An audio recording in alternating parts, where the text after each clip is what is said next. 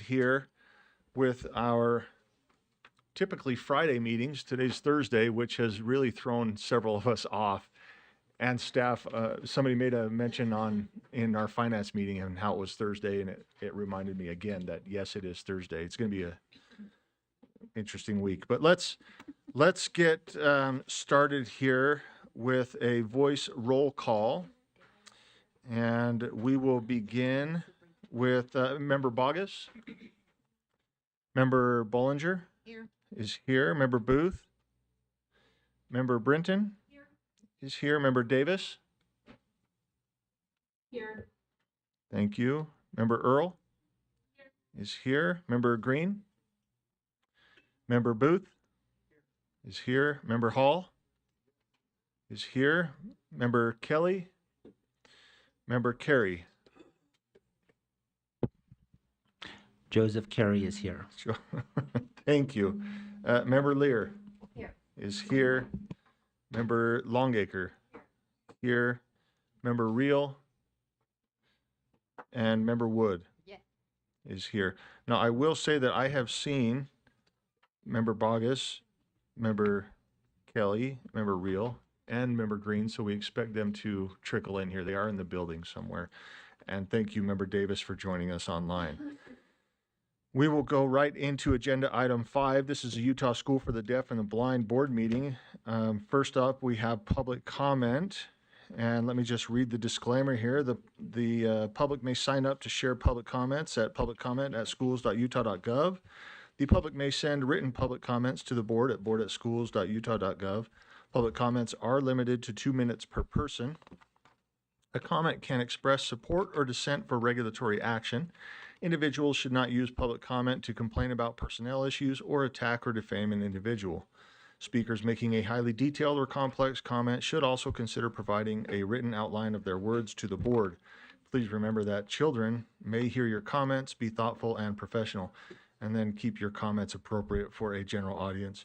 If you have materials with explicit language or content, submit such materials in writing to the board at board@schools.utah.gov. So on our public comment, we are welcoming Sarah Erb. I believe that she is online with us. Sarah, are you there? Good afternoon, I'm here. Thank you, Sarah. Thank you for joining us. We have 2 minutes, please.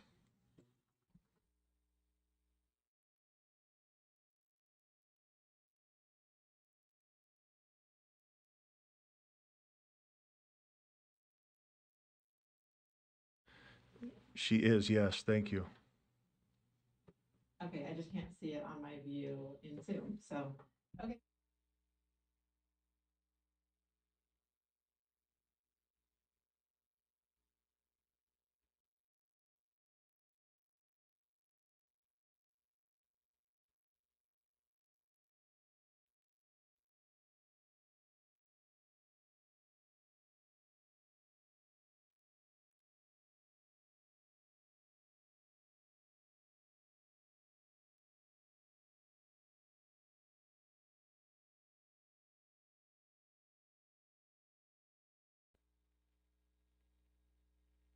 Was with USDB as compared to the Utah State Code, and if it was any different at all, it might be nice to have the formatting be similar or the same, so that parents can just kind of see the differences between what USDB rights policies specifies and what the code specifies. So if they need to escalate, they could. I just wanted to note as well that accommodations would also include the federal accommodations, like ADA accommodations the parent might need, especially regarding accommodations to communication, especially with this population of deaf and blind students or deaf-blind students. You might also have quite a few parents who are deaf or blind or have visual impairment or hearing impairment themselves, and would greatly benefit from that accommodation, especially as it is defined in the code that the parents are the primary person responsible for the education, and the state is a secondary and supportive role to the parent. That communication would also include the education software that's going home with students so that the parents can meaningfully participate and help their students succeed. Thanks so much for your time and for the work you do. We appreciate all of the efforts of the board and and in your rooting for our students and our families and the teachers for the success of the schools. Thanks. Thank you. Okay, that is all we have for public comment today. Let's move on to 5.2. This is our monthly budget update, and we'll ask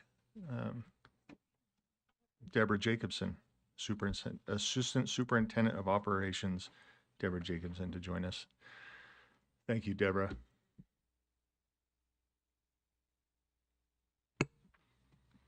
Good afternoon, Assistant Superintendent Deborah Jacobson. I am happy to report this month, as of this date and time, USBE is actually in a really good place. Did I say BE? I apologize, USDB.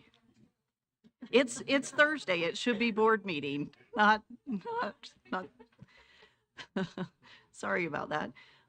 If you refer to the report, overall expenditures, they have, in the total budget, they have only spent about 52% of their total allocation, which is a good place to be in. We've got two programs, the admin line, if you notice, that's the second line down. They've spent about 60% of their budget. We are watching that closely, but most of that has to do with one-time expenditures that happen during the year, like software licenses, those bigger costs that hit at the beginning of the year. So they won't be spending quite as much in the last half of the year. So there's that. On the report, I just wanted to draw your attention to the final white line that's down there. I've added the contingency fund on here so that it will be transparent when we actually start using this fund. The goal again is not to use that fund. Can we just ask who's Sure. driving? Can we either slide over the agenda thing so we can see? Oh, we can't see. It's going to be way too long. Okay, never mind. I apologize. No, it's fine. It's just I was It's a wondering if big we report. could get the names with the. And it's very small when you make Yeah, it. shrinking is not going to help. Yeah. I'm sorry I interrupted. Let's negate any of that and you continue on. You're fine. So you'll notice, however, that the contingency does not, if you were to add up those individual columns, that $3 million is not added up into the totals at the bottom, those gray lines. And that's because the intention is not to use those funds. You'll also notice the two columns that are federal funds and revenues or other revenues. Those are actual funding that we are to collect. So you'll see the bottom two gray totals at the bottom, that the top one, so on the federal funds, you'll see the 120,000. That's how much we anticipate to collect. The number above it is what we have collected, and the number below it is what we still have yet to collect, just for your awareness. And with that, at this point, I don't have anything further. So unless there's any questions. Seeing any? Deborah, thank you. Happy to see it.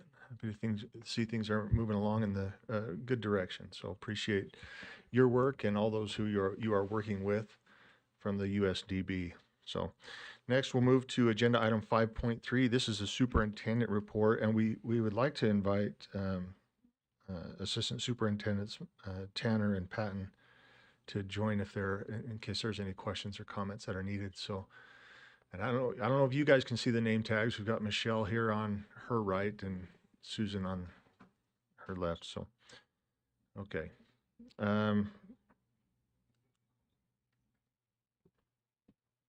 Darren, are you taking over? You got it. Thank you. Yeah, thank you, Chair. Darren Nielsen, Assistant Superintendent for the Utah Schools for the Deaf and Blind. Want to express my appreciation to Assistant Superintendent Jacobson and her team, the finance team. It's been Very enjoyable to work collaboratively as we work through some of the challenges financially that exist within our organization, and appreciate the support that they are providing. I'll give a few comments. The last time we met together, I tried to give you updates related to some of the specific action items from the internal and the Office of Legislative Auditor General. So I've just kind of organized some thoughts. If you're okay, I'll go through some of those. Superintendent Hart yesterday mentioned participation in the balanced scorecard work that occurred back in December. And the three of us attended that. We enjoyed inclusion in that, and we also are working forward to put plans in place that within the Utah Schools for the Deaf and Blind will conduct a similar activity with our leadership team over the coming year to try to better align the work that we do there with the board strategic plans, and also to create a better way to hold us accountable for the work that we're doing there. So that was a long week, and it's hard to leave operational responsibilities for 5 consecutive days in an LEA, but it was worth it. The Advisory Council, you'll find today when it gets to the committee report, there's going to be some policies related to the Advisory Council. And they did not meet in December. That was the month that they took off, and we're scheduled to meet later this month. They'll also, we expect that the enrichment funds for the Schools for the Deaf that was discussed within this group not long ago and taken back to them, I expect that we'll see recommendations on that budget come to this body in February. I'll be requesting that comes directly to the full board and not through the standing committee, just because we're in February. It's the FY26 budget, and each month that we're delayed interferes with our ability to get that money to students. So we can talk about that offline, or I'll take directions offline. The Education Foundation, they met in December on the 11th with a representative from Chisholm Law. They decided that they would like to continue to function as the Education Foundation. The best path for them to do that, they decided, was to go through disillusionment and then reinstitute. So the name will be, I believe they decided the name instead of Education Foundation. It expedites it if they change the name, and so the name would be USDB Education Foundation. They're scheduled to meet January 15th in their reorganization efforts again. And I'm hopeful that at the conclusion of that meeting, they'll be fully reestablished as a charitable foundation and be able to, subsequent to that, have a meeting where our associates can come forward with requests for funding to help, particularly the Schools for the Deaf, fund some of the enrichment activities that we're still looking for money for.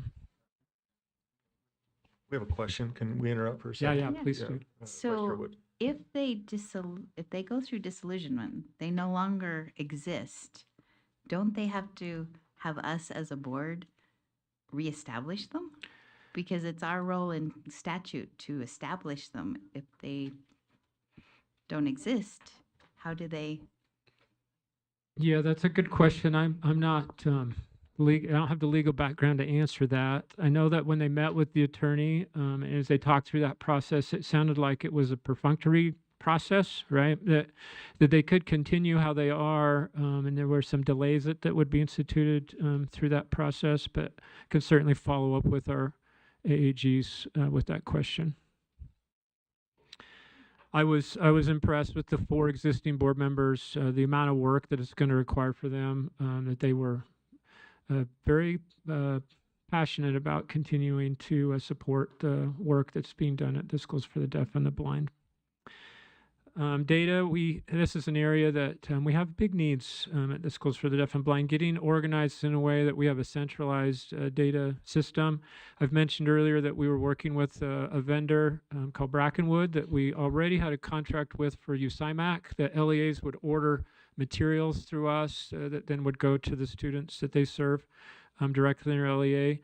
That vendor was able to address the needs that were identified in the audit about the centralized data system specific to our outreach data.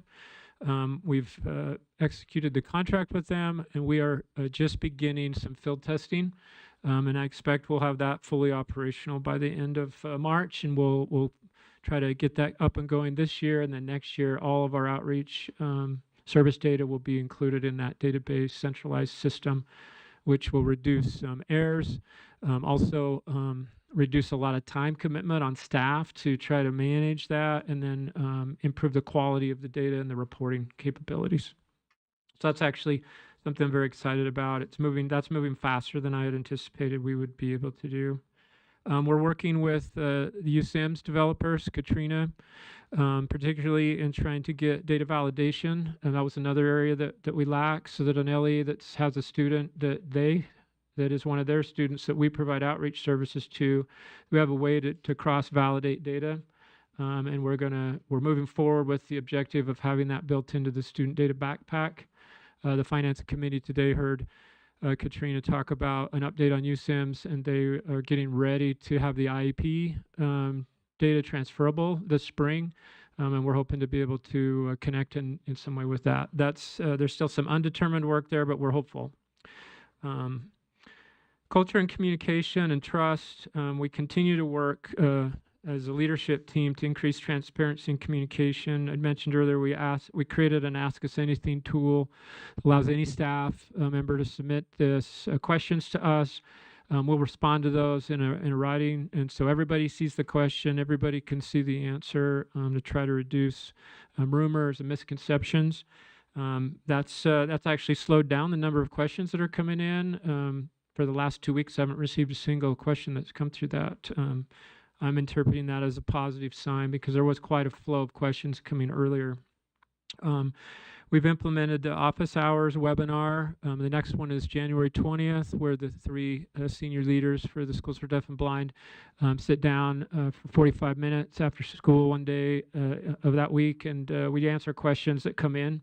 Staff can submit those anonymously, and that opportunity gives staff a chance to hear the rationale and dialogue rather than just see something in writing. So there are some questions that seems to be better suited for.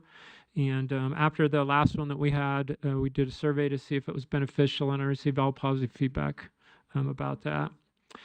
And then we're also conducting a comprehensive review and update of the USDB website. We've been able to make some good changes on that so far. Interestingly, the USDB changed their website provider just recently. The communications team that is no longer with USDB was the group that was trained on how to manage the website.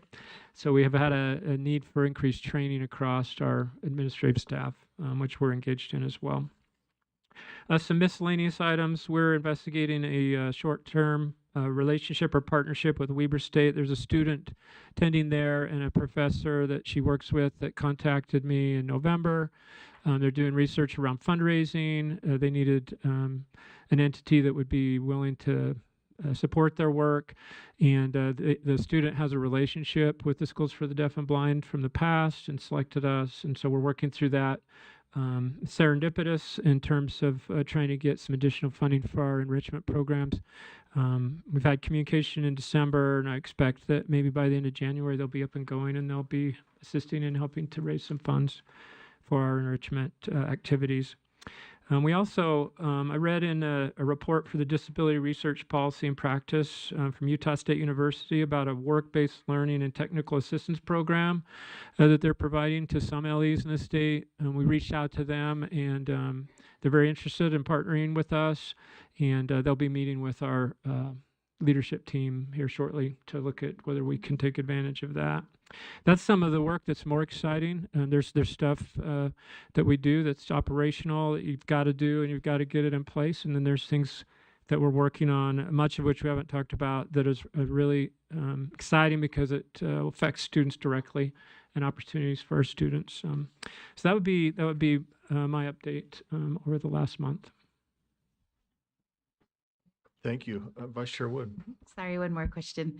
It was brought to my attention that the leadership line, like superintendent, assistant superintendent, was different on USBE site versus USDB site. Do you know if that's been properly aligned, that it shows the same leadership structure? I don't know the details of that question. I know our website does show the proper title. For me, if my title is Assistant Superintendent, it shows that. Let me get with you outside this meeting and get some clarity or details about where we're And that's seeing all I've heard. So inconsistency. it was just, as Okay. you brought up website, I went, oh, I remember Oh, that someone okay. had brought that to my attention, that what's listed on our site. So it might be a Superintendent Hart conversation to make sure that whatever is listed for USDB is the same on both websites. Oh, okay. I do So- know the ping board, which the agency here uses. I don't think the USDB is illustrated in the ping board setup, and that's a little awkward. I have talked when I got over there. We started talking about that, and it felt like there was a lot of work and not a lot of payoff for spending time on that. So I let that go, at least temporarily. I've got a question from Member Carey. Thank you. Yeah, you were just asked, it appeared at times that just suddenly, maybe out of the blue, to do what you're doing now. I want to thank you for that, but I also, if you could spend a few minutes telling us how that has been for you. Do you have the resources that you need? Are you juggling too much? How is that fit? If that's, I know it's not exactly in line with what was presented, Chair, but with the permission of the Chair, if you could address that and just let the board know. Thank you. Yeah, thank you for the question. I'll answer it through the two lenses. The individual or personal lens, I certainly have all that I need. Superintendent Hart, when she approached me about going to the Schools for the Deafblind, we had a discussion about what's the objective. Is the goal to have somebody be there for a short period of time until things get settled and just keep the boat, coasting along, or is it to try to make improvements? And she was clear that the goal was to go and start working with the leadership team to make improvements. And part of that agreement was that it would be very difficult for me to do that and continue to do other duties as assigned here. And I felt like it was a great sacrifice for both her and Leah Voorhees, who then people have to pick up the work that you leave here when they don't feel your vacancy, and others here in this building. So from a personal standpoint, I've had a wonderful support. Couldn't ask for more. The staff that I work with there have been very open and supportive of a stranger to them coming in and working with them. I felt like everyone there is open to leadership, and everyone is really committed to making things better. And that's been very, very rewarding. One of the things that, especially those of you at the table who work in education, that you might find to be interesting and exciting is that I'm in my 31st year of education, 2 different states, and I've never worked in a setting where I've had so many staff say to me, a direct quote, "This is my dream job." It's caught my attention how it's just unusually high number of staff that say that work for the Schools for the Deaf and Blind. And another thing that's unusual for my career is the number of staff who, when I meet them, they'll say, "I'm so-and-so, I'm so-and-so's sister, I'm so-and-so's daughter." How many family members recruit family members to come and work for the Schools for the Deaf and Blind?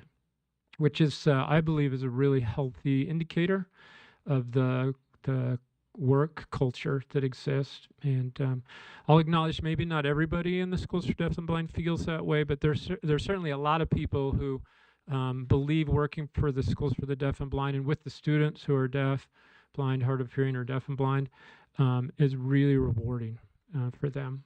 So it's been fun to see that. Thank you.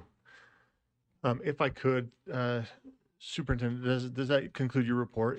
If I could take just a liberty and kind of ask Michelle and Susan a question. If you guys could take just, 2 to 3 minutes, just share with us, if you will, just like one activity. I know you guys, we used to present on activities, and we've kind of had to change focus a little bit and do some things, but we see them in your emails. Thank you so much. Can you just share with us one activity each that your schools are doing, that your kids are enjoying, just in a brief couple minutes?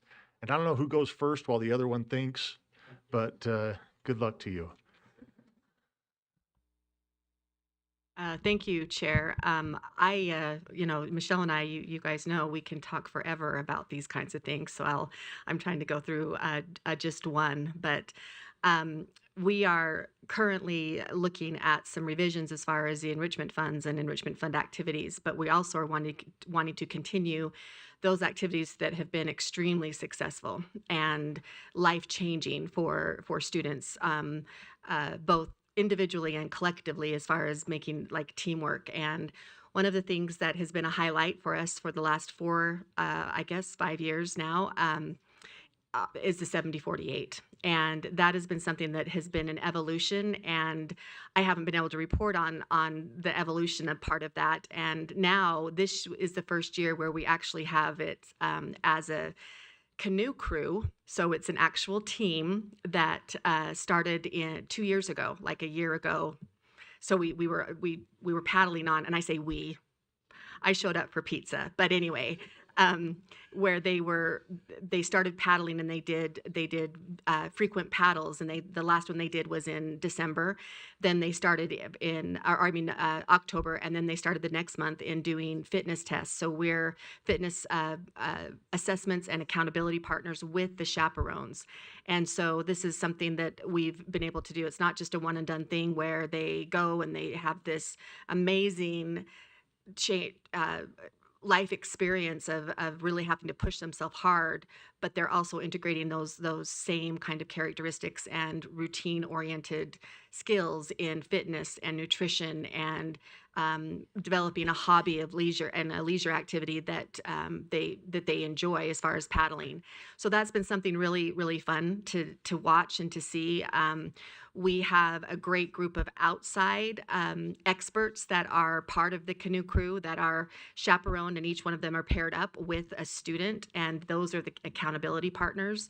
So they do workouts together. And then they meet once a month with our lead workout person, fitness guy, and then we look at, how are they doing? How are we going to make it as far as how much the excruciating fitness level that they need to be at. So that's been really fun, and we have had just an immense amount of support from families, districts, and then the students being willing to work so hard to get to that point where they can do this in a way that they know they're going to be successful. It's not, a couple years ago it was like, oh, we just want them to be safe, and then it was, well, we just want them to finish. And now we're wanting this to be a whole program that if they never ever participated in the 70-48, it's still going to be a life-changing event for them. Thank you. And for the public's awareness, I know they know, but I'm going to remind them. Susan represents the blind Oh, I'm schools. sorry. Thank you. I should have said that. Yes, You're the good. School for the Blind. Yeah, wonderful. Thank you, Michelle. And I represent the Schools for the Deaf.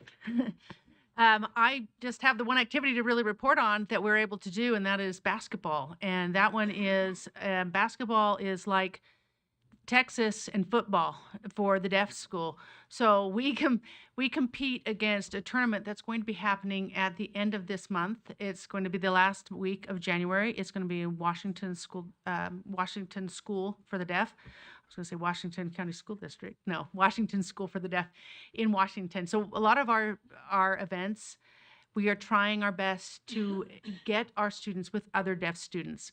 As you know by our numbers, they're smaller. So you are raised with the same, they become like your brothers and your sisters, right? And sometimes you want to see other people besides your brothers and your sisters. So we compete with other schools for the deaf. This weekend, we are going to be competing with the Colorado School for the Deaf. The tournament at the end of the month is where several schools for the deaf get together and we compete. It is the highlight and the culmination of basketball. So right now they've been competing against other hearing teams, and this year hasn't been the best season for them, but in their defense, they're all military schools. So I'm like, wow. And our students, because of the nature of what it is, my students don't get the opportunity to participate in basketball until they hit high school. So the leagues that people participate in, my students don't get those, and so they don't get the skills development until they hit this age, and then they find each other, and we compete with other students who have had that same background with less experience than that. So they look forward to it. We're excited for it. We are thrilled to spend time with them in those events. It's the highlight of my year. to spend time with them at WSBC, because then I get to know my students. That's very important to me, that I get to know them individually. So that's a great thing, and it's all good. And we're hoping that we can get some funding so that we can do the other things we like to do in the spring, which are more academic, robotics, STEM, academic bowl, battle of the books, drama, all these things that we tend to do in the springs that we're hoping we get to do. We're talked to Board Member Kelly about some ideas of finding some funding for us, and I'm filling out every grant I can find, and I'm really hopeful that the foundation gets set up so that we can access those resources, so that I can report out more in the upcoming months. Thank you.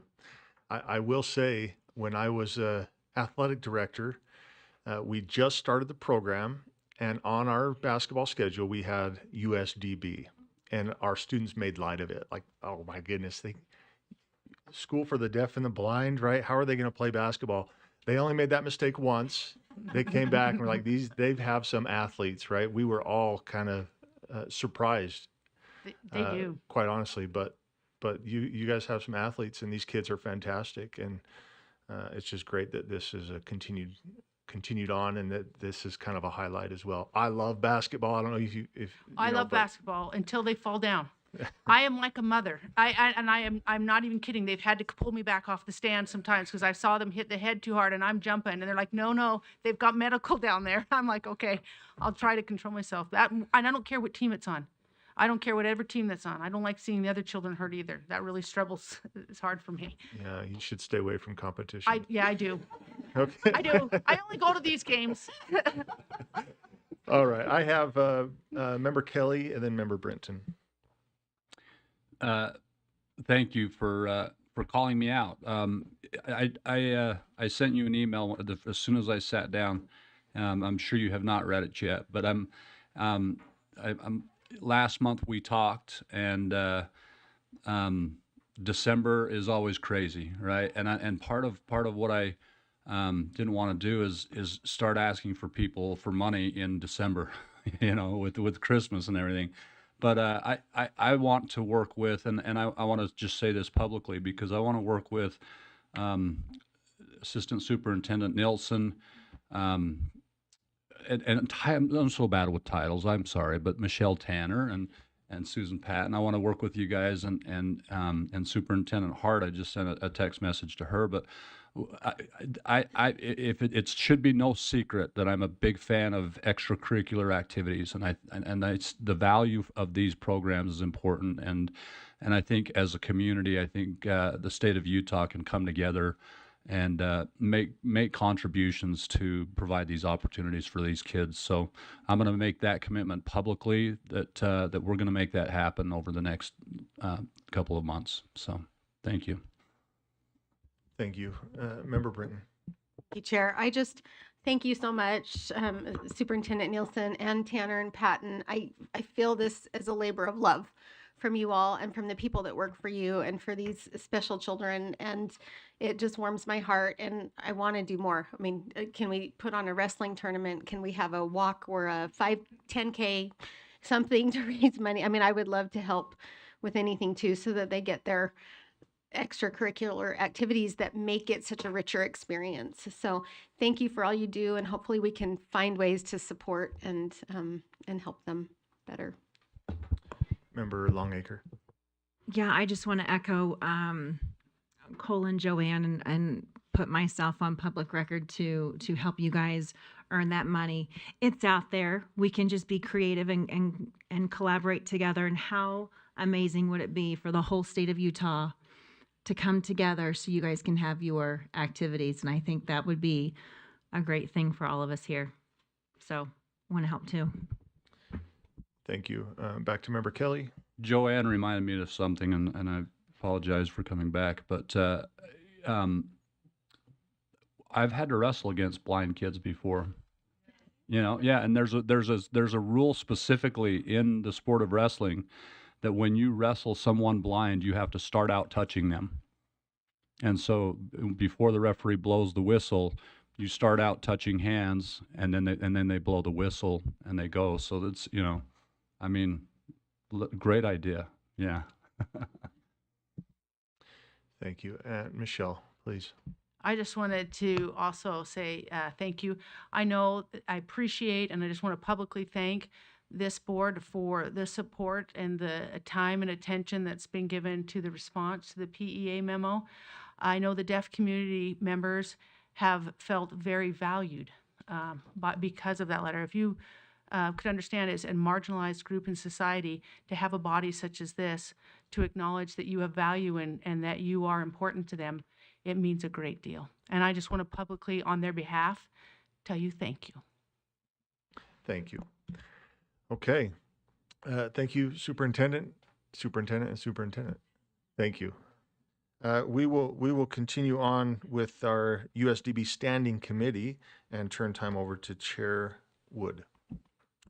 Thank you, Chair. And I'll take a point of personal privilege. You know, we talk a lot about orientation and mobility for our blind students, but my sister did not have the opportunity to participate in sports till she went to the School for the Deaf.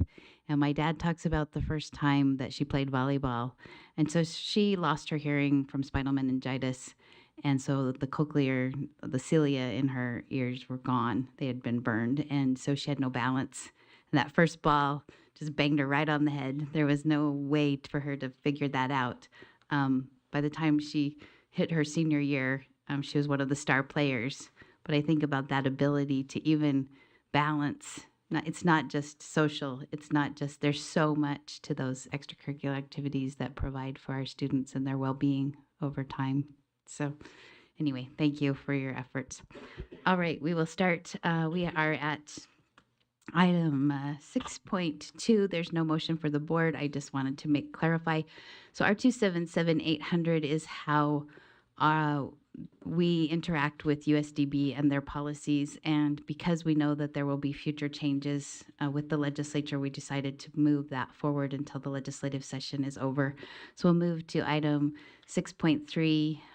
Utah State Board of Education Policy 4002. The motion is that the board approve the Utah State Board of Education Policy 4002, Draft 3 on second and final reading. Thank you. The motion before the board is that the board approve the Utah State Board of Education Policy 4002, Draft 3 on second and final reading. Member Boggess? Thank you, sir. Initially, and I did some research, over and over again in this, it says a child that is, and the correct grammar is a child who is. And so, yeah, so if I could just make a motion that we replace all of those throughout this document, I think that would fix the problem. Second. Is there any opposition to changing that to who and In that context. whom where appropriate? Yeah, we Yeah. have to check context, but we're gonna ask that be changed. Yeah, if that is okay. And then my other question Hold on one is, second. Is there any opposition to that? Member Lear, is there opposition to that? Okay. Okay, so we're gonna move forward with that, and then we'll continue, and I'll come to you. okay, and then it doesn't have a line, but it is on draft 3. Did you move draft 3? Did I hear that correctly? Okay, thank you. And it's on the final page, and it says on line C under the new red language, it says 2, strike out 1, and then it has parents right there. The verb there is incorrect. It should be who is deafblind. It's an are, it should be an is. I believe if I'm not mistaken, when we go through and change that who, it will need to be read in context to make those types of adjustments. Is that Yes, but I sound believe correct? all of the other ones, the verb is correct. In this one, it appears that it was written for the previous text, not the new text. Okay. And so it's just a thought. I think without objection, if staff, as you look through that, make those corrections. Thank you. Referring to parents there, though. The S is struck out. Yeah, and beyond that, I have no further comments. Oh, it's children who are. Oh, Right, that's why we need to read these in context. That's why staff is going to read these in context. So- one parent of, but it would be one parent of a child who is deafblind. That is true. a child or children. Regardless, I just think it needs to be fleshed out. Thank you, sir. And thank you, sir. Thank you. Member Lear. This may be something I should know, so the primer can be very brief, but I'm just curious about how the USDB does policies and rules. Is it similar to the USBE? Can you just give me a brief synopsis of how you pass policies and how you pass rules? Yeah. And I would think that there may be USBE rules. I don't know. That's what I'm curious about. We're going to let Superintendent Nielsen, who has Oh. been in both of these arenas, Yes, he is. answer that question. Thank you. Yeah, and I may have to get clarity because I might not be listening to the question the right way because I'm still caught up in my grammar errors. One of the I differences. can help you with that too, Darren. One of the differences between USDB and USB is you have a policy team here that when policies come, there's a lot of standardization. We're working on that, and we'll get better at that as well. Are you referring to the formatting? No, I don't care about any of that. I'm just curious. Do you have a committee that Oh, okay. reviews that says we'd like a policy about XYZ, or a committee that says we want a rule about ABC, and then how many readings do you do, and that? Oh, okay. That's what I'm curious. Yeah, and that depends on a few variables. This policy, for instance, has been to the advisory council 2 times. Okay, so it's Came to the advisory. board, yeah, because it affects the advisory council. It's worked its way through them, and then committee back to them, and here. Some of the policies you'll see today have come through the 3 of us, the 3 leaders at the organization who I'm conducting a policy audit, which includes me looking for policies that have not been reviewed for a significant amount of time and putting those into a risk assessment to determine what order we feel like we need to bring those forward. Okay. The drafting of those, some of them, there'll be one that we'll talk about. I think bed bugs is on today's, or maybe that's on next week's. The nursing staff. So the group that has the most responsibility to that policy will involve those, as well as the 3 superintendents. Today you would have our data governance policy, so we involve the data governance team at the USBE to help work that forward. Okay. In that way, it's similar to here, whereas different staff members will work on policies and bring those forward. But we don't have a policy committee per se right now at the USDB. And so when you have a policy like this, a policy and a rule, it looks like it ultimately comes to the board for final approval. Is that right? Oh, yeah. So that's the other part, that there's some gray area for me. Some of our policies and how I've tried to do this is the same consistency you have here. You have internal policies that are applied to staff here at the USBE that you don't necessarily see those policies. The superintendency or the human resource office deals with those and updates those with some regularity. We also have policies like that wouldn't come to the full board.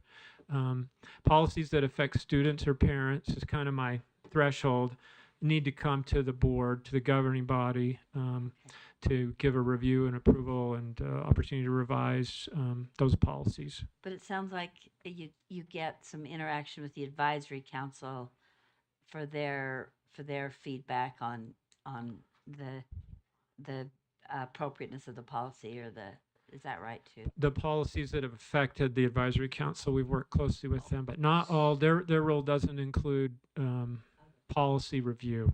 Oh, okay. And same with rule. There's no requirement, and maybe it's not yet spelled out, but there's no requirement that the advisory council read rules or.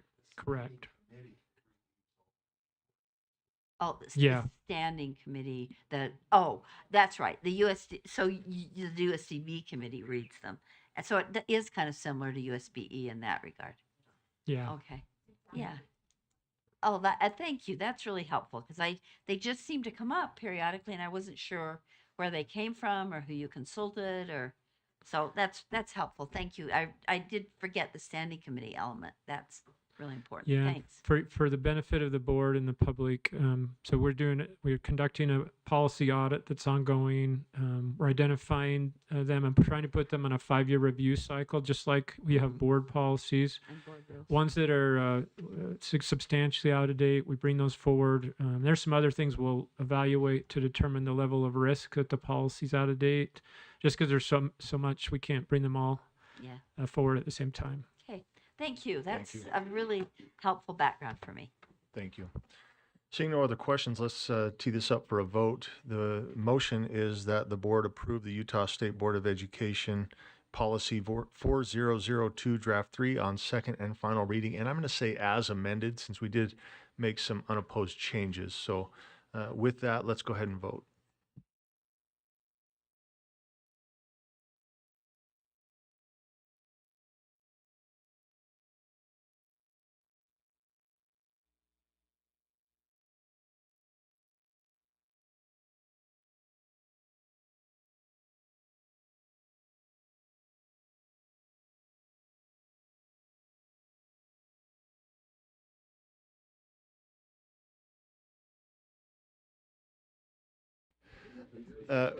Member Hall, will you just push your button and give us your vote? It's not since it's not working.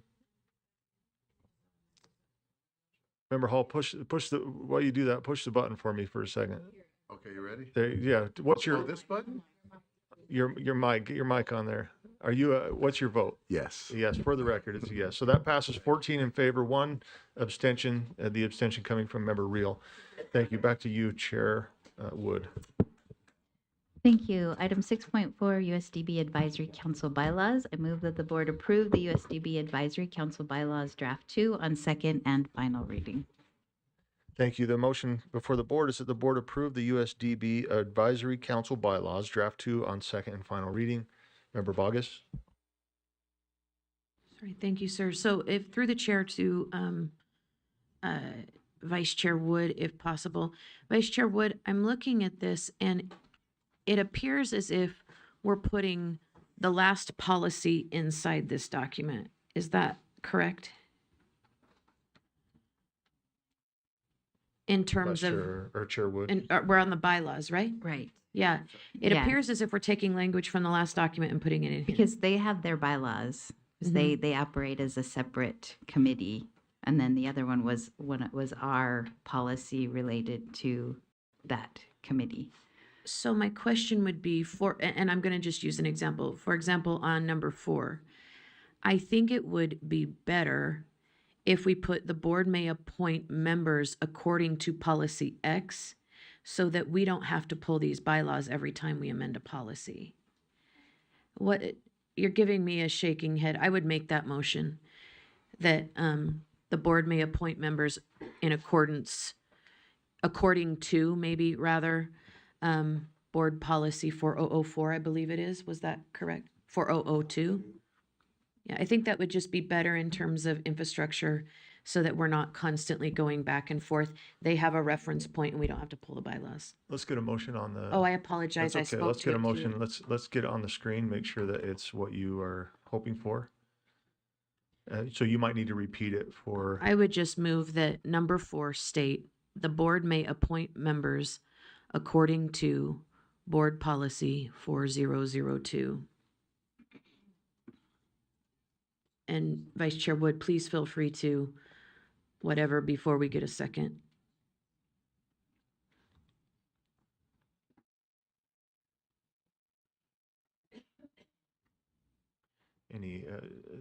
Been a rare offering to manipulate somebody's motion here. Is there? I will second it. Okay. Okay. Thank you. So the motion then, is this correct, Member Bogus, is to amend number 4 to read, the board may appoint members according to board policy 4002, which would eliminate the 4.1s through 4.4. Is that Yes, correct? sir. Okay. And may I speak to the motion? You can. I just want to make sure we had it correct. Okay, I appreciate that. And I appreciate that the second member would. Typically, I don't like to point things to other things because it changes the meaning internally in the document. I like the words actually in the document. But in this case, we have the advisory council bylaws, which are distinct and separate from board policy. And so I think because we're pointing to the authority above, this is an appropriate place to do that. I think it keeps us from having to pull stuff and more work later on. And so I would just ask for your support. Thank you. Okay, so just for reference, because there's a couple of 4s, we are in Article 3. Is that correct? I apologize, yes. Yep. Article 3, number 4, will simply read, instead of all of this, it will simply read to Member Bogus's motion, amendment. So, seeing no additional lights, let's go ahead and get that motion back up on the screen, and we'll put that before the body. The motion is to amend Article 3, number 4, to read, "The board may appoint members according to board policy 4002." And let's get rid of, I believe, Member Bogus, we don't need the and strike 4.1 and 4.0. It's just going to be gone anyway. This is what we want. Is that correct? Okay. So that's the motion. It's been seconded. Let's go ahead and vote.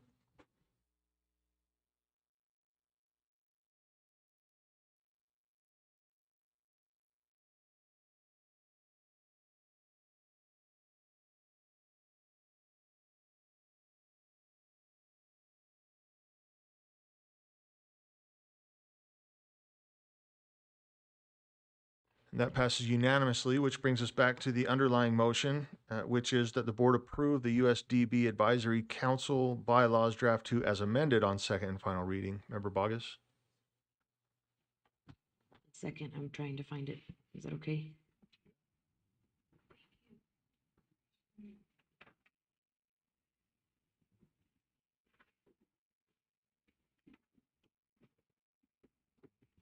I apologize. May I query Member Wood? Member Wood, somewhere in this document, it states up to 10 times per year. Somewhere in here, it says that. Article 4. My question is, should we do the same thing? Thank you for that. In this, so that because that same language was in 4002, which would still keep the authority, the document that reigns, right? 4002 is here, the bylaws are here, and that way we're not pulling both every time. I appreciate what you're saying. On this one, it feels like it would be more accommodating when someone goes to read their bylaws. They are not doing the appointing. So I liked that we referred to the higher level to who's actually doing that. But these are the people who will be meeting. It would be nice for them to not to have to refer to a separate document to know how many times they meet. Okay, and I don't foresee this changing often. Right. But I that just, would be my opinion. So then with that, I have no further comments. Thank you, sir. Thank you. Okay.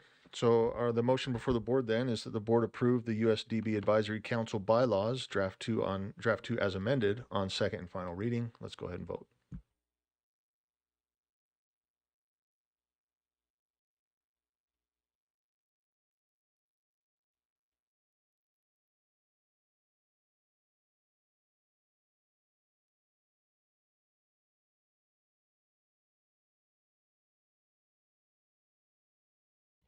Okay, that passes unanimously. Point of information, Member Carey, let's get your mic. Push that button for us. Thank you. And I just saw this, and board uses the small b when we look at the motion to amend. And I thought when we referred to this board, it's a capital B. So we're referring to this board or a different board? Sure. Yep. I could be wrong, Member Carey. The reason I didn't bring it up, and I don't care whether it's a capital B or not, is because in the heading of those bylaws, it outlines the Utah State Board of Education, and then the word board is used throughout, referencing that. I'll call it a preamble for lack of a better word. And so I didn't take issue with it. That there's a few places throughout this document that does that, but perhaps we should capitalize it throughout. But that is the reason I didn't take issue with the motion as written. Yeah, and I'm just saying, to me, it's a technical change, and as long as staff is aware that if it's referring to this board, it should be a capital. Just because I know that there's multiple superintendents walking around in multiple boards, and I just want to make sure that it's clear. I would prefer consistency with the capital B to satisfy my capital ego. So if we could do that, that'd be great.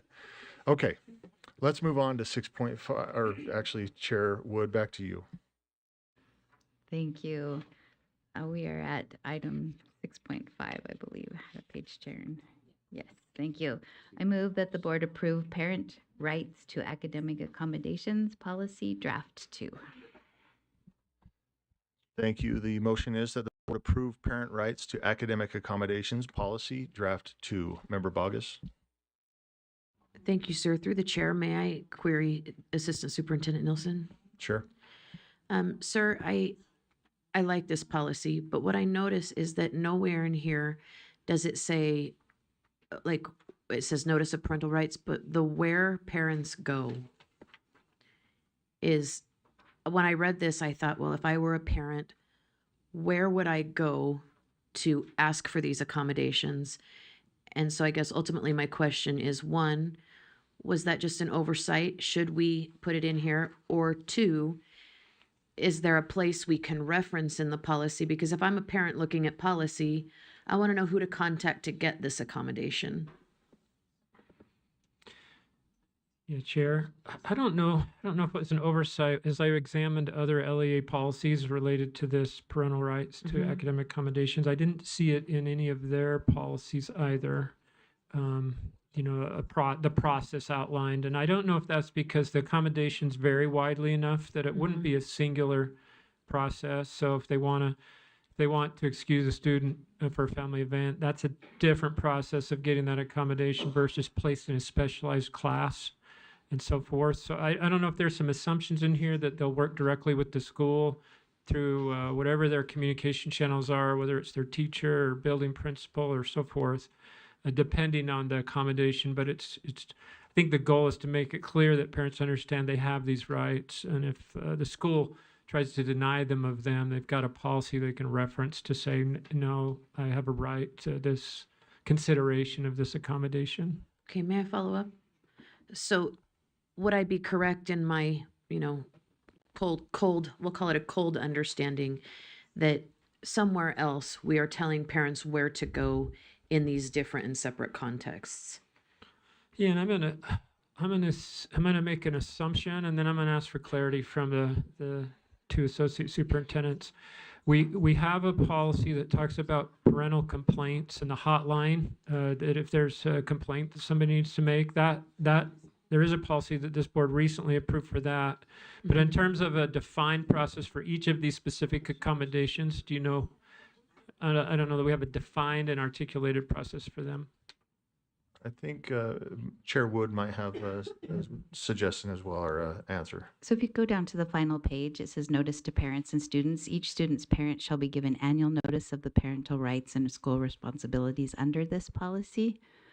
So I would think that under that notification, it would be by school, and they would be given that notification. So if that's not clear enough for you. So my concern, if I may, Chair, my concern, and maybe this is a dual question, is that typically in that notice, it kind of just points back to this policy, but it doesn't say if you want a 504, call so-and-so. If you have to miss school for a family event and you need an accommodation. I am a person who reads policy. So when I read policy, I want to know where to go to enact the policy. And if it's unnecessary, that's fine. But I know some schools put out policy and then no one knows how to engage with the policy. And so it's really just a question. If they already know, fantastic. But if there's no place else that it tells them where to go, I think we should consider adding it here. Yeah, I've got a few lights. I would say, well, I'm going to let you guys respond, because I would 99% say that you have a policy somewhere. I just don't know what it's called. So which one? You both have your lights on. Okay. I was just going to acknowledge exactly what Board Member Wood Vice Chair Wood has mentioned, is that, for example, at back to school night, we have to go over the student conduct and discipline policy, per policy, and we have to discuss it. So during that time, each director presents that and says, if you have concerns, you come to me. And so it's not actually listed in the policy right here, but when we addressed, as it lists in here, student conduct, we identify that they would reach out to them. We also talk to them about this in IEP meetings, just as another side note, that is always discussed during every IEP meeting. So those are my responses. Do you want to, Member Davis, are you adding to this, or do you have different, where are we at? We've got a satisfied customer. Just didn't know if you wanted to. Are you, yes? I can't read your face. I can't read you. I just have a question. I was listening online, so forgive me if this was already answered. These policies all align with the state codes and the other parental rights policies and codes, right? Is that, just get a yes on that? And just one quick question about the one before, and I'm just wondering, with what we did with the advisory before, when we have the advisory policy changes, to be on the advisory board, do they have to have a child in the school? And that's in there. Yes. Okay. Thank you. Thank you. Yeah, Susan, go ahead. Thanks. I wanted to speak to Member Bogus's, just briefly. Also, there is the element, Michelle alluded to it, but our staff knows, our administration knows these families so well that, I mean, they're on an individual basis as far as, I don't know that speaks as far as policy and exactly where to go, but they certainly have communication with parents that it would be something that would be like, they know who to go to. But I acknowledge what you were saying, but I wanted to let you know that too, as well as there's so much communication going that it's different than in a regular high school or in a different other regular school district. Yeah, Member Bogus. I really appreciate that, because you just reminded me that this isn't a school serving 20,000 students. That makes so much more sense in that context. I really appreciate you answering my questions. Thank you. Okay, so the motion before us is that the board approve parent rights to academic accommodations policy draft 2. Let's go ahead and vote.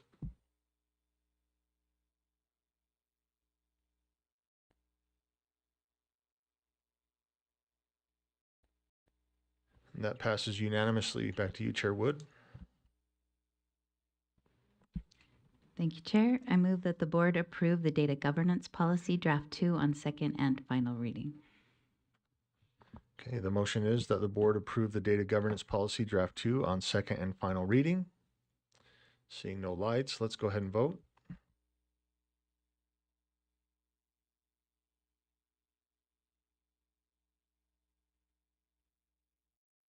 That passes unanimously. Back to you, Chair Wood. Item 6.7, language access policy. I move that the board approve the language access policy draft 1 on second and final reading. The motion is that the board approve the language access policy draft 1 on second and final reading. Member Bogus? Sorry, maybe I'm the only one that read these. I have some concerns about 4.2, if we could go there. At the bottom of 4.2, it says to request interpreter services, visit the USDE or the USDB website and complete the form included here. And here appears to be a hyperlink. But if someone is looking at this in the printed form, they're not going to know where here is. And my question is, should we be more explicit or give an actual hyperlink that they could type into a URL? I'm seeing shaking heads. I would make that motion that we replace the word here with an explicit hyperlink in 4.2. Yeah, I know. I'm just trying to think. We'll get it before I ask my question. We'll get your motion on the board. Sorry, before we seek a second.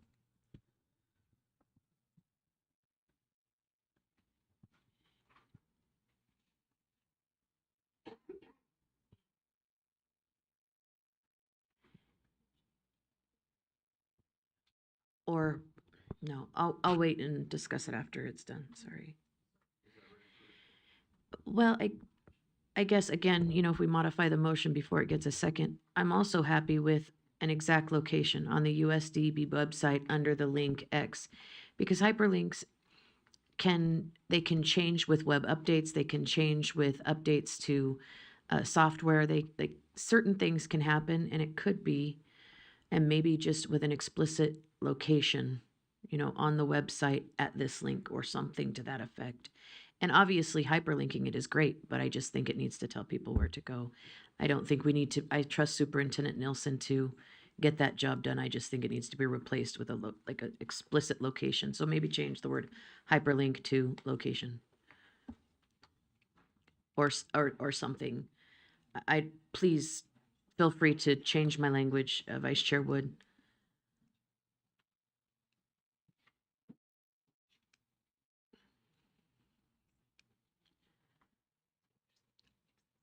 I guess I would ask policy how we incorporate documents that we're referring to into our policies. Isn't it usually through a clear URL or something similar? Correct. We usually do a URL. We usually don't do hyperlinks because they break so easily and it's not consistent, but the URL tends to stand more consistent. So a URL is fine.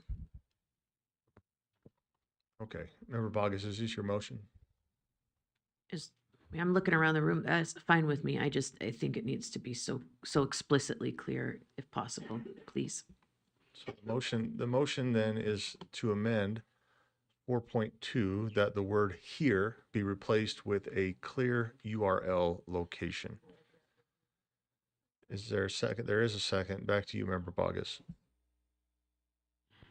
Chair Hymas, I appreciate the kind of informal dialogue. I think that is going to do, and I trust Superintendent Nielsen to get that done. I don't believe it needs to be more explicit.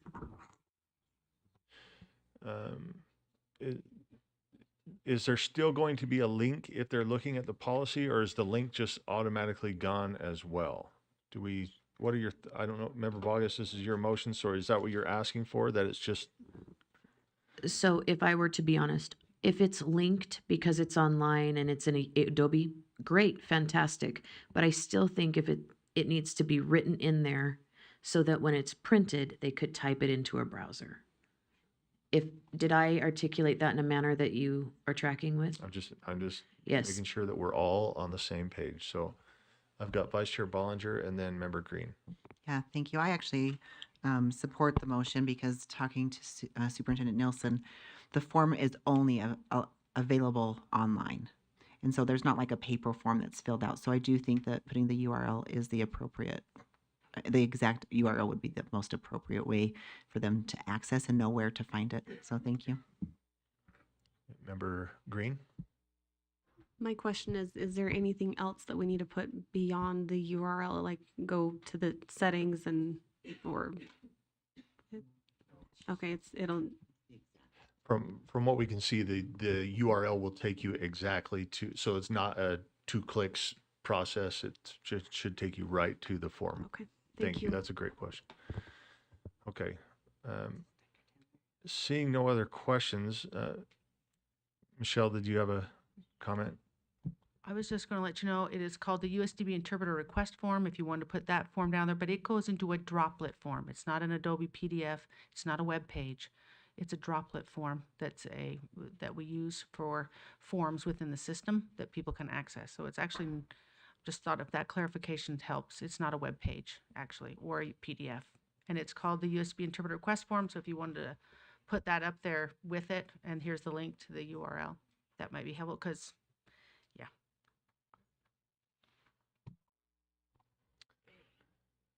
I see, our motion is changing before our eyes.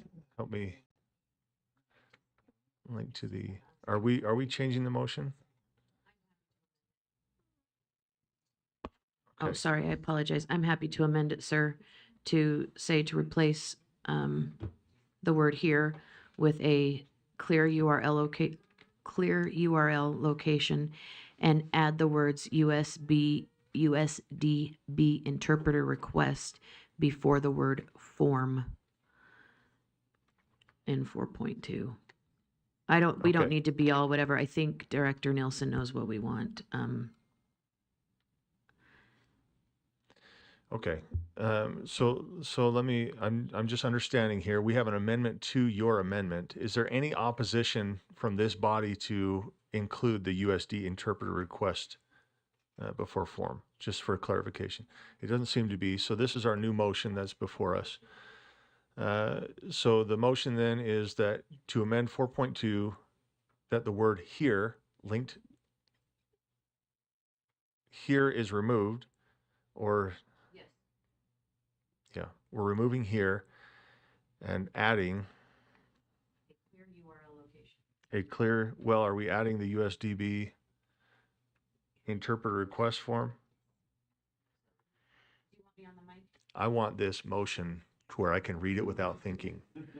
That's what, Okay. yeah, let's Well, get and it. can I be honest? I appreciate that about you because I think that, words matter. And so we should, if you look at 4.2, Chair Hymas, right, 2 words previous, you can just insert the word USDB interpreter request. And without objection, I think that is the place to put that. And I do think when parents interface with a school district, they do attach themselves to titles of things. That's this, that's that. And especially in a small community, I think that would help clarify. Am I correct in that, ladies? And so I would be happy to add that to the motion if it helps the cause. Okay. Will you look at this, Member Bogus, and tell me if this is your motion, this is your baby.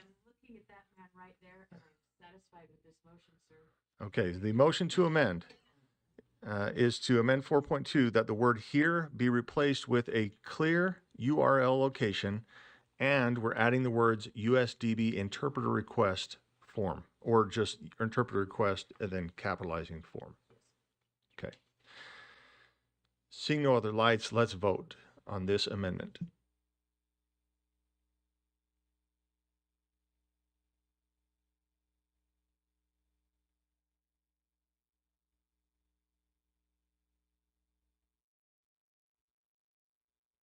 That passes unanimously. This brings us to our underlying motion, and that is that the board approve the language access policy draft 1 as amended on second and final reading. Seeing no lights, let's vote.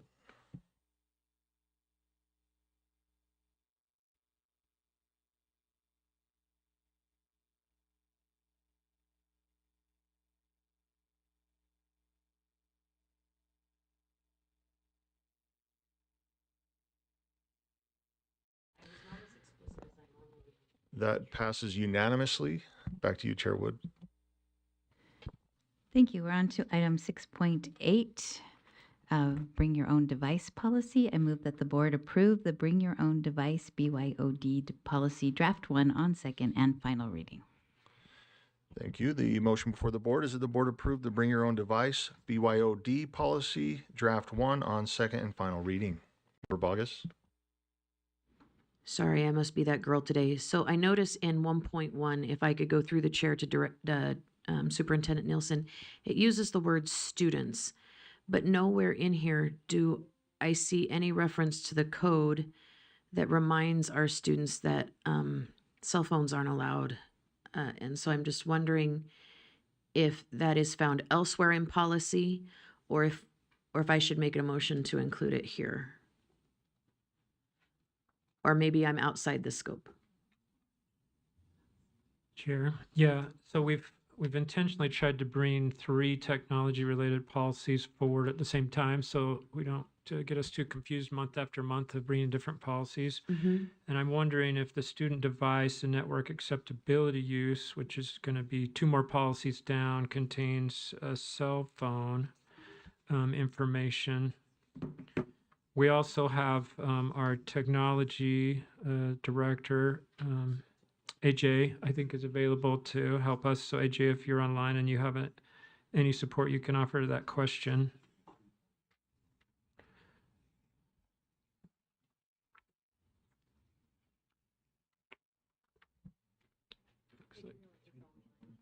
on the same policy. Sorry, who's up next? We've got, Michelle, you got it? I was just going to tell you, we have a student cell phone use policy that we take the phones from them. They don't get them. It's very detailed, but yes, we do have it. Yes. Estelle, And we, yeah. yeah, that came through this body Yeah. already. Yeah. Yeah, thank you. Okay, that brings us back to our original motion, or our motion, and that is that the board approve the bring your own device, or BYOD, policy draft 1 on second and final reading. Let's vote.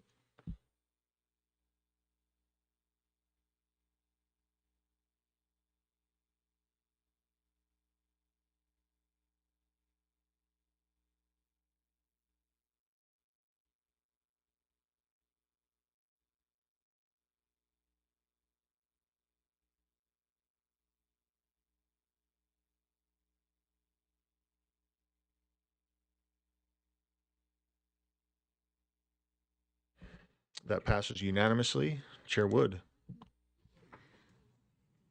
On to item 6.9, employee acceptable use policy. I move that the board approve the employee acceptable use policy draft 1 on second and final reading.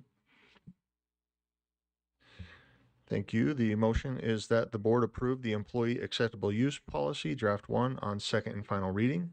Member Carey? I think I'm just ready for the next one, so sorry. Okay, seeing no lights, additional lights or questions, let's go ahead and vote.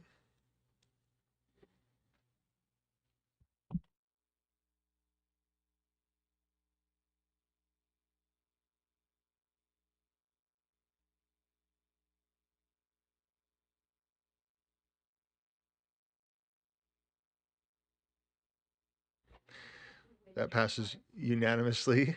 Chair Wood. On to item 6.10, student device and network acceptable student use policy. I move that the board approve the student device and network acceptable use policy draft 2 on second and final reading. Thank you. The motion is that the board approve the student device and network acceptable use policy draft 2 on second and final reading. Member Carey? Thank you, Chair. I have just a few questions on this one, and most of them are just for clarification. But on item 2.4 of draft 2, and it's pretty clear, students who transfer, withdraw, are suspended or expelled from USDB must surrender their assigned student device upon the termination of enrollment. And I'm unclear of whether or not this is suggesting that if a student is suspended or expelled, they lose access to those devices because so that's one question. And two, is USDB saying that if that's the case, is USDB saying that suspension or expulsion is the equivalent to de-enrollment or unenrollment? Does that question, Chair? Yeah, that's a great question. I just don't know if who's gonna field that one. You pointed, there's no light yet. There it is. So, first of all, we haven't expelled a student in a long time. So I'm trying to think of when that's happened. We haven't expelled them from them. But of course, if they were expelled, that would be, yes, the services have ended. We take the device back. Well, if they're suspended, no, we do not. We just hold on to the device. What section are you looking at? This is 2.4. Because it's confusing because it seemed to suggest that since suspension would lead to the loss of access. So it could if, for example, you don't get to hold on. It's not like they don't lose it permanently. We would hold it while they're being suspended. It could potentially, depending on the reason of the suspension. If it was something of a pornographic nature, yeah, they would probably lose access to that device for a bit or permanently, depending on the nature of the event. And again, I'm just asking for clarification, maybe just for guidance for you when you review this, but I'm not proposing any language. It seemed to suggest that they would lose it all the time, and I don't think that's the intention. Right. The other question I have, Chair, if I may, it's under fines, 3.1 and 3.2. In the next few policy proposal, student responsibility for damage to devices has been stricken everywhere. And I'm not sure if that's because of legal compliance reasons that we can't do that, or whether that was just a determination made by USDB. But could you explain just generally why all these provisions of if a student damages it, destroys it, and it seems like the only exception to that is loss of the item. Loss of the item seems to suggest that USDB may seek reimbursement, but if it's damage, we don't. And I'm just trying to understand what drove those policy determinations. Thank you, Chair. Yeah, thank you, Superintendent. Yeah, so as we started review of this policy, working with our technology department, I asked how many students we'd actually requested reimbursement for or payment from, and we don't have a record of doing that in any close proximity to today. So that was an example of where, and then we examined, we've had devices that have been lost or damaged. We have a lot of devices through our campus.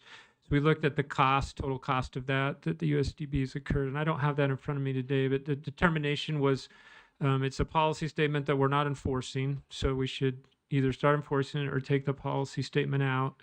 And so then we examined, should we enforce it? And we just made a determination that it looked like we've been able to sustain those replacement costs. A lot of our devices are on warranty. And so most of the devices that have been damaged, we've replaced under the warranty clause. Now, to pay for the warranty when you buy the device, increase the cost to the device, but we wouldn't remove the warranty even if we kept this provision in place and started to enforce fines on our students. Thank you. Just one more question, Chair. And to be clear, I'm not suggesting that we charge students. I just wanted to understand the policy. The next one is 8.8.4, and this goes back to the URL and the hyperlink.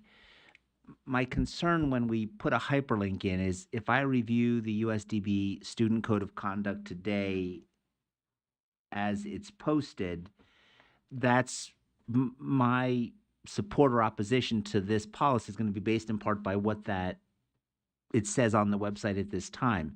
If that changes between now and whenever, so I guess I'm asking, what are we really approving? Are we approving the language as it is there today, Chair? Or is this a blanket approval to say, well, whatever the USDB Student Code of Conduct is in the future, that's also permissible if we approve this rule today? Thank you, Chair. From my understanding, this would not approve any link associated with this, including the code of conduct. The code of conduct would need to come through if changes were made, would need to come through on a standalone. I see your light on, Superintendent. Yeah, and interestingly enough, the USDB Student Code of Conduct will be reviewed in committee on Tuesday. So any changes to that will occur through this body. And it is timely that there will be changes. If you clicked on the link today, it would look different than it will look probably in a month or a little more than a month from now. Member Bogus? So is Member Carey finished? Okay, I would move that we add a clear URL in parentheses after that language.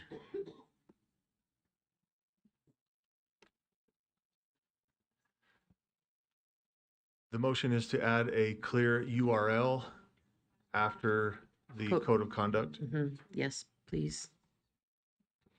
Is there a second? There's a second. You want to speak to that? Sure, thank you, sir. I just believe we should have it explicitly written down again. Should they have trouble, whatever it be, that it's always there, we know where it's headed. Yeah, thank you. I'm not trying to create any waves. I'm going to speak against this. This isn't a form. This is the code of conduct. You can Google it. It's not something that needs explicit direction like the form would. So I think it's just appropriate to have the code of conduct on there, but that's just my thoughts. Vice Chair Bollinger. Thank you. I agree with Chair Hymas on this specific one. The last one was a link to a specific form. That was the only way to get to that document. This if it sounds like currently these policies are housed in a Google, like a Google Doc. If they were to make these permanent documents in a different location, we would have to come back and amend the URL on this one. So I would speak against this motion. Okay, I've got Member Bogus. Go ahead. Okay, so to be clear, then my question would be, are these public Google documents? So then those actually aren't available through Google.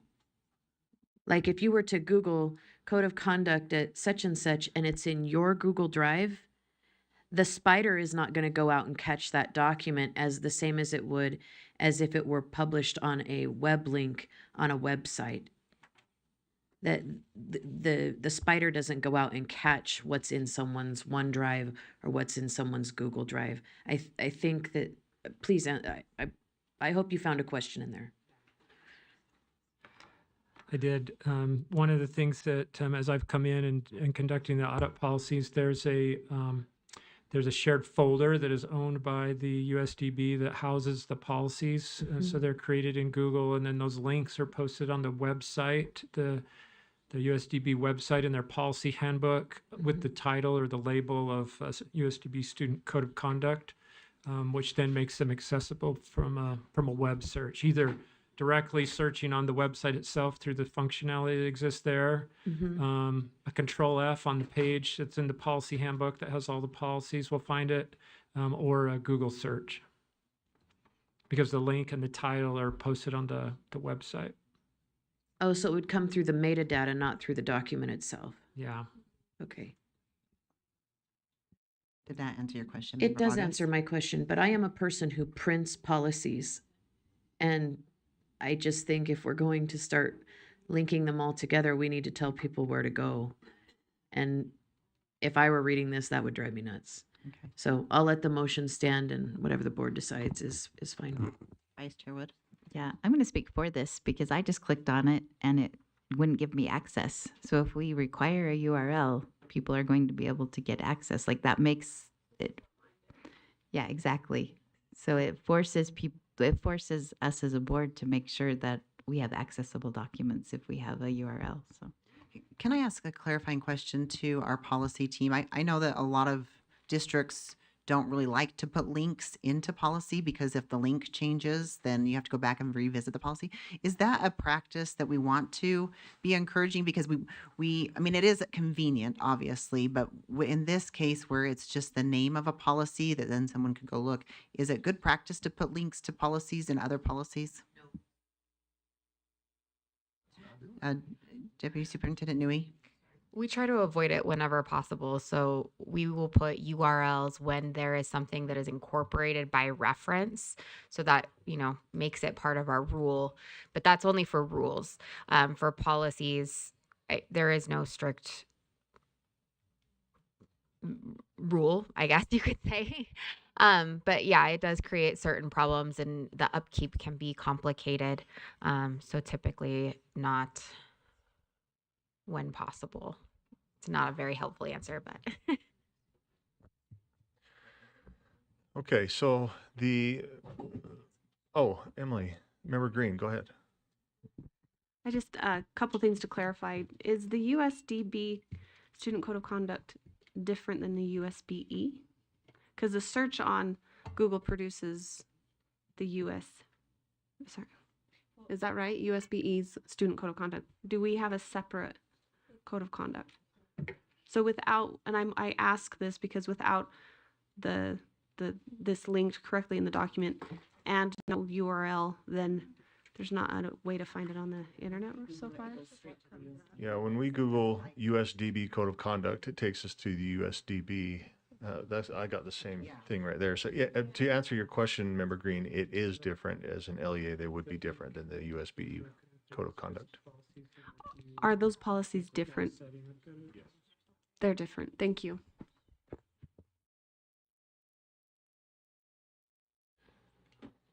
Member, or Elise, go ahead. Apologies. But my suggestion would be if the policies if this is just referring to another policy within the same bank of policies and that they are numbered, to just put the title and number of the policy within there and leave it at that, because the assumption being that if you're looking at one policy, you know where to find the policies. That would just be my recommendation, but take it or leave it.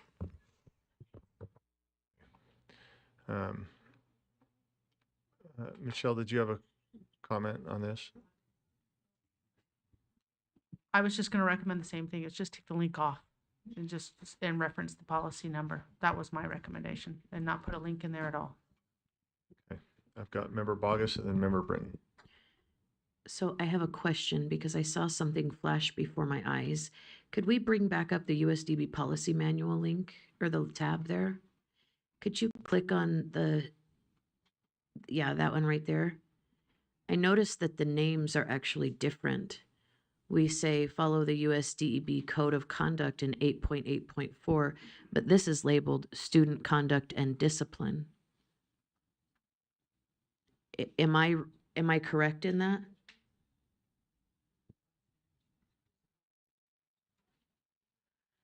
Is that directed? Is that the same thing as is this the same thing as the Code of Conduct? Yes, and I think you've identified an inconsistency that does need to be corrected. Could I just make a substitute motion? Yep. Could I move that we replace the words USDB Student Code of Conduct with 6.3 policy 6.3 Student Conduct and Discipline? And I believe that fixes everyone's concerns. Would that be, I'm looking at my assistant superintendents too. Yeah, I appreciate that. Thank you all very much. Let's make sure we have that amendment or that substitute correct.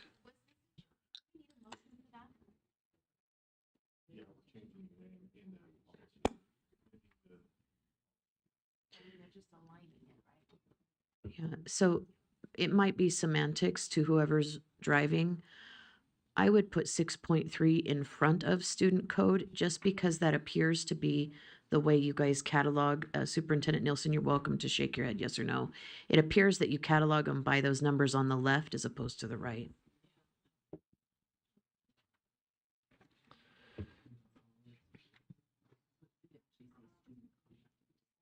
Yes.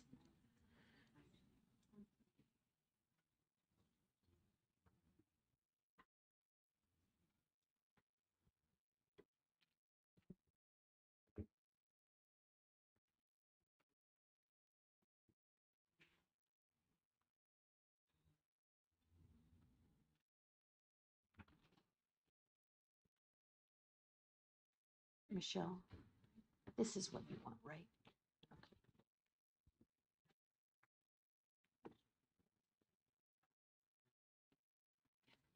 Yes.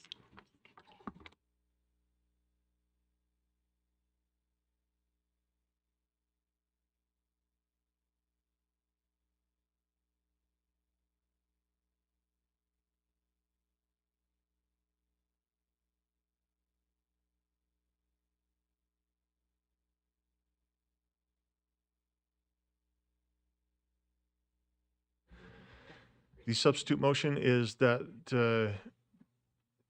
in 8.8.4, we replace the words USDB Student Code of Conduct with Policy 6.03 Student Conduct and Discipline. Is there a second? Second. There's a second. Seeing no other lights, let's go ahead and vote formally.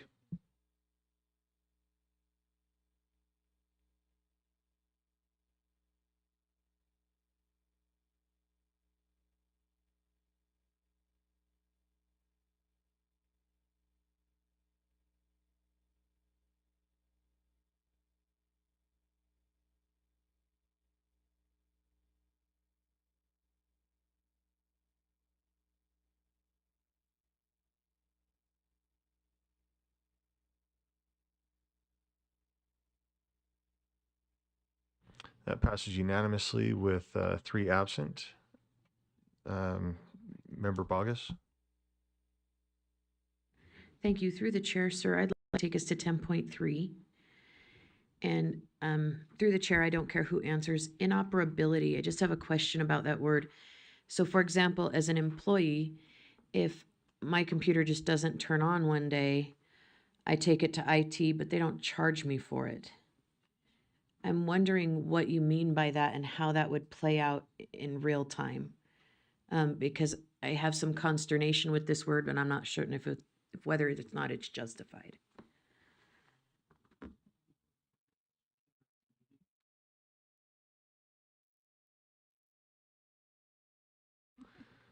Okay, Vice Chair Wood or Chair Wood? I know we massaged this language for a long time and may not have still got it right. But what we wanted was some still accountability because we had crossed out so many areas. So I'm not sure how that would be used. Inoperability caused by neglect damage. That's With that being accepted, because if it just yeah. stops working, That's not your fault. Yeah. Can I make that motion? Member Bogus? I really do appreciate the response. I would move that we add the words caused by neglect or damage after the word inoperability.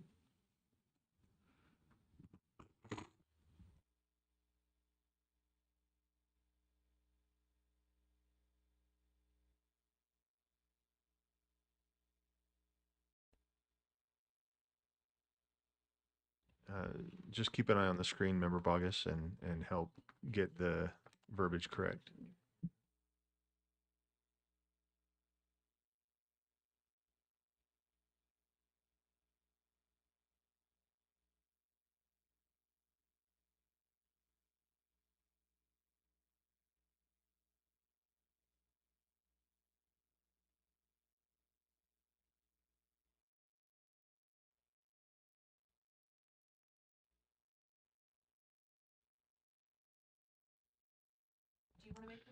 Go ahead, Member Bogus.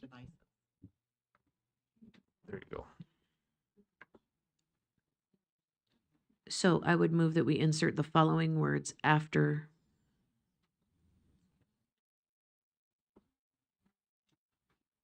I apologize. I'm going to mute myself for a second.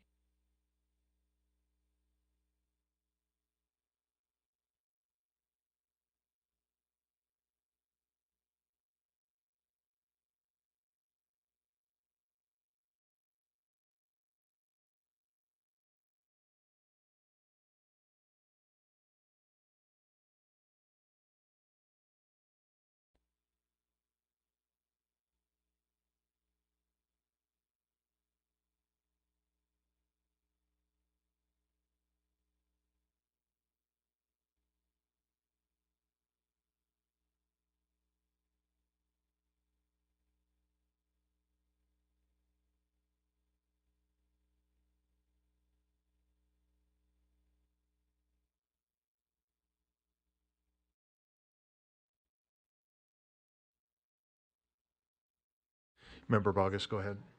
Get rid of inoperability.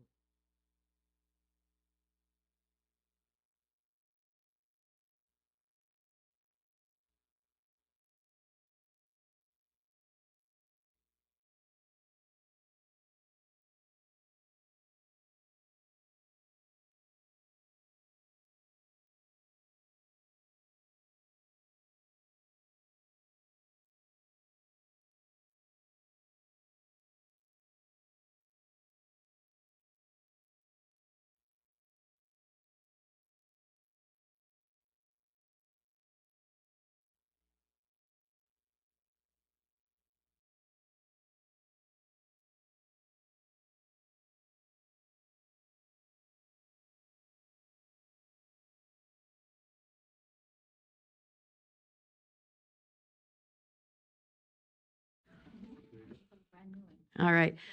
All right. I appreciate you guys. I move that we add the word or neglect after the word damage in the first line of 10.3.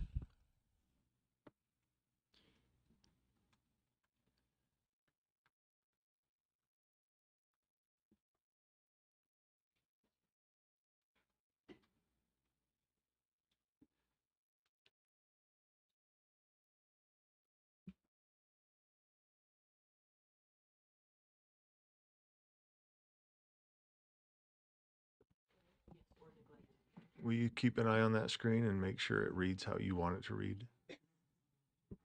Please ask for Leanne's assertion as well.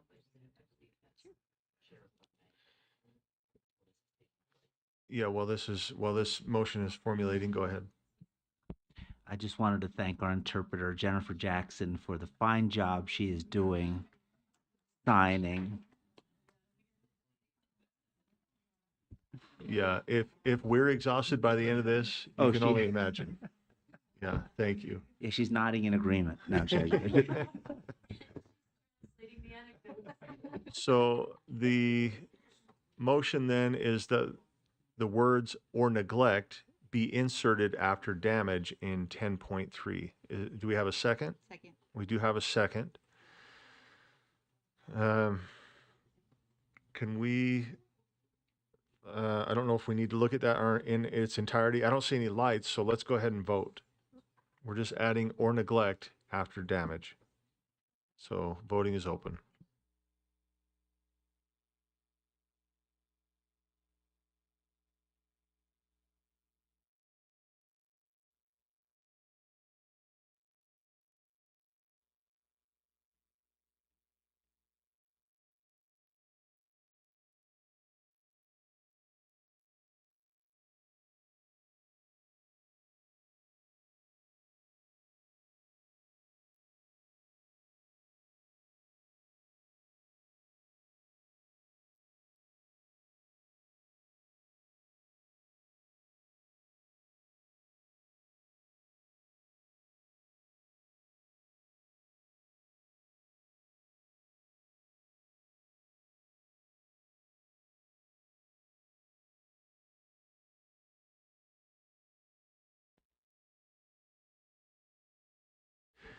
It passes 14 in favor, 1 abstention. For his sake, he just walked back in. He's not like has any problem with this, but okay.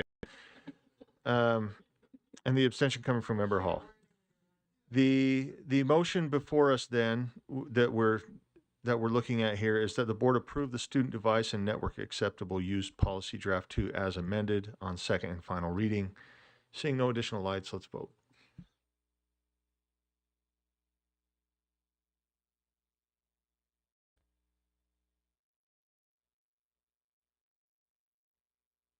That passes unanimously. Member Green, before we go to you, Chair Wood, Member Green has a light on. Yeah, I'd just like to make a motion to move to direct staff to standardize the numbering and naming conventions for the USDB policies as policies are revised. It's been stated. Is there a second? There's a second. Back to you, Member Green. Yeah, I think we're seeing a lot of stuff coming forward. So just as a built-in quality check, I think it's going to be helpful for everybody as we build that into the documents as they come forward. Okay, so the motion then is to move. We got a second. The motion is to direct staff to standardize the numbering and conventions for the USDB policies. Is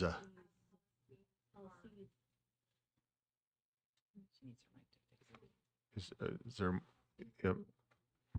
Okay, I'm going to move to direct staff to standardize the numbering and naming conventions for the USDB policies as policies are revised. I know that last part is So that's on me for not getting that revised. Motion completed before we sought a second. So let's make sure that's.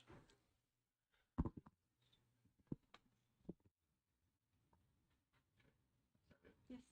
Okay. Do we have a second? Second. We do have a second. Okay, so our motion that's before us is to direct staff to standardize the numbering and naming conventions for the USDB policies as policies are revised. Is there any opposition to this? This is a quick motion. Okay, let's get that done. Thank you. That's unanimous. And back to you, Chair Wood. Right, our final item is 611 Deaf Parent Infant Program. I move that the board approve the Deaf Parent Infant Program PIP Policy Draft 1 on second and final reading. The motion is that the board approve the Deaf Parent Infant Program PIP policy, draft 1 on second and final reading. Seeing no lights, let's vote.